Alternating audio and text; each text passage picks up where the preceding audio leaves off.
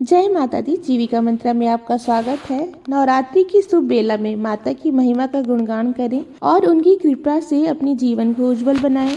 प्रिय भक्तजन, आज के इस वीडियो में आप जानेंगे नवरात्रि के दिन कलश स्थापना कैसे करनी है, कब करनी है, कलश स्थापना का शुभ मुहूर्त कब कब रहेगा और बहुत ही आसान पूजा विधि के बारे में। इस बार क्योंकि साल 2024 में शारदीय नवरात्रि से ठीक पहले साल का आखिरी सूर्य ग्रहण भी लग रहा है, जो कि भले ही हमारे देश भारत में दिखाई नहीं देगा, क्योंकि जिस समय विदेशों में ग्रहण दिखाई दे रहा होगा उस समय हमारे देश में रात हो चुकी होगी। रात होने के कारण यह ग्रहण हमारे देश में मान्य नहीं होगा, लेकिन फिर भी ग्रहण चाहे दुनिया के किसी भी हिस्से में क्यों न लगे, ग्रहण के बाद कुछ काम ऐसे होते हैं जो सभी को करने चाहिए, क्योंकि ग्रहण जब लगता है तो उसका कुछ न कुछ नकारात्मक प्रभाव वातावरण में जरूर फैलता है।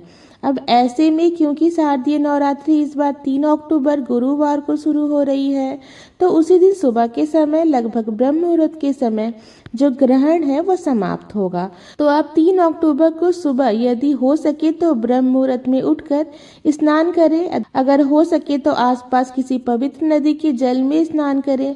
अगर ऐसा नहीं होता तो घर पर ही नहाने के पानी में थोड़ा गंगा जल और एक चुटकी हल्दी जरूर मिलाएं। इसके बाद पूरे घर में गंगा जल का छिड़काव करें। मंदिर में जो भी देवी देवता हैं उन सभी के वस्त्र बदलें, सभी मूर्तियों को स्नान कराएं और उसके बाद सूर्य नारायण भगवान को 1 लोटा जल अर्पित करें।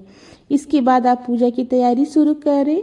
ग्रहण के बाद दान देना चाहिए, ताकि अगर ग्रहण में कोई भी किसी भी तरह का दुष्प्रभाव कुंडली पे होने वाला है, जीवन पे होने वाला है, उससे बचने के लिए यदि आप दान दिया जाता है तो वह सारा दुष्प्रभाव उस दान के द्वारा दूर हो जाता है। तो आप दान की सामग्री में कच्चा अनाज, मौसमी फल, मौसमी सब्जी भी सुबह की पूजा करते समय साथ में ही रखें। पूजा करने के बाद अपने माथे से स्पर्श कराकर उस दान की सामग्री को किसी योग्य निर्धन व्यक्ति को दान दे दें और सभी के कल्याण की कामना करें। नवरात्रि के पहले दिन प्रतिपदा तिथि में शुभ मुहूर्त में कलश स्थापना की जाती है, जिसे घट स्थापना भी कहते हैं। इस बार 3 अक्टूबर गुरुवार को कलश स्थापना, जो कि सुबह का मुहूर्त है, वह सुबह 6:15 से 7:22 तक रहेगा। दूसरा जो कि मुहूर्त है, जो कि अभिजीत मुहूर्त रहेगा, वह सुबह 11:46 से 12:33 तक रहेगा। तो आप इस शुभ मुहूर्त में किसी भी मुहूर्त पे कलश स्थापना कर सकते हैं। कलश स्थापना सुबह के समय करना ज़्यादा सही रहता है। नवरात्रि में पूरे 9 दिन तक माँ भगवती के 9 अलग अलग रूपों की पूजा की जाती है और भक्त इस दिन अलग से एक चौकी स्थापित करके उस पर माँ भगवती की प्रतिमा विराजित करने के साथ ही कलश की स्थापना भी करते हैं। हिंदू पौराणिक मान्यता के अनुसार कलश के मुख पे भगवान विष्णु, कंठ पे भगवान शिव और मूल भाग में श्री ब्रह्मा जी विराजमान होते हैं। कलश के मध्य भाग में देवी मातृ शक्तियाँ निवास करती हैं। कलश में भरा हुआ जल शीतल, स्वच्छ और निर्मल बना रहने का संकेत देता है। वहीं यह जल क्रोध, माया, मोह और घृणा जैसी भावनाओं को दूर रखने की भी सीख देता है।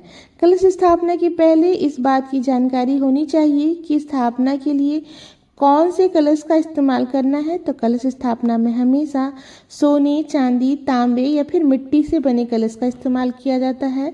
कलश की स्थापना हमेशा उत्तर या उत्तर पूर्व दिशा में करनी चाहिए। कलश के ऊपर यदि आप नारियल की स्थापना करते हैं तो उस नारियल को लिटा कर रखना चाहिए। जिस जगह भी आपको कलश की स्थापना करनी है उस जगह को अच्छे से साफ सफाई कर लेनी चाहिए।